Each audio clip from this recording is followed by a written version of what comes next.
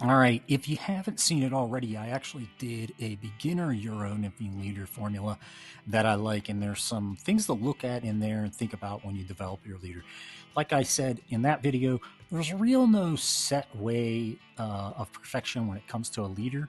There are a couple aspects to keep in tune. One is how do you retie and tie it and make it easy.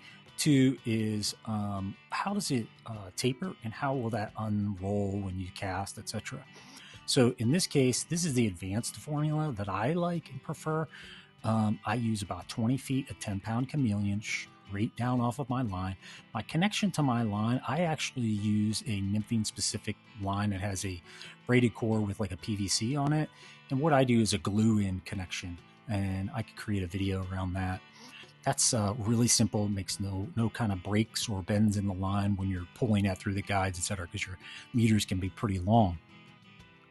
Okay, when I get to this chameleon, I do about 20 feet, 10 pound. I feel like that's all I need. If I'm catching something that has more than a 10-pound pool, maybe like a steelhead or something like that, even that, it's pretty hard when it comes down to the rest of your leader formula because that's going to be one of the stronger aspects of it. When I come down from the advanced Euro leader formula, you'll see that the 20-pound will then go right into my tippet ring.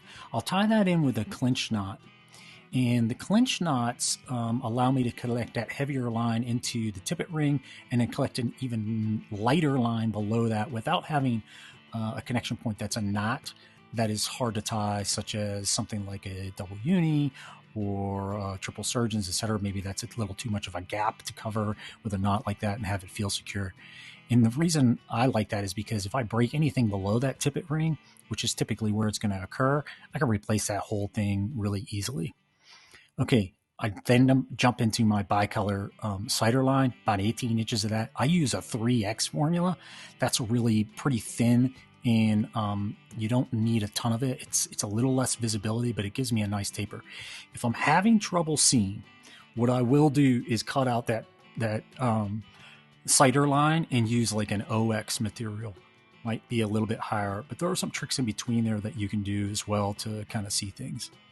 I tie that into my leader or tippet material with a blood knot. I use about 4 to 6 fluorocarbon 4X to 7X. I typically start on this advanced style around the 5X mark, maybe 5 or 6X. And if I want to add an extra tag, I go a little bit lighter. That way, if I break the tag, I don't break everything else. But that's typically the formula I like to use. You'll notice on the upper end of the chameleon of this leader formula, on the chameleon, it's kind of down towards the third quarter. I have a blood knot scenario in there.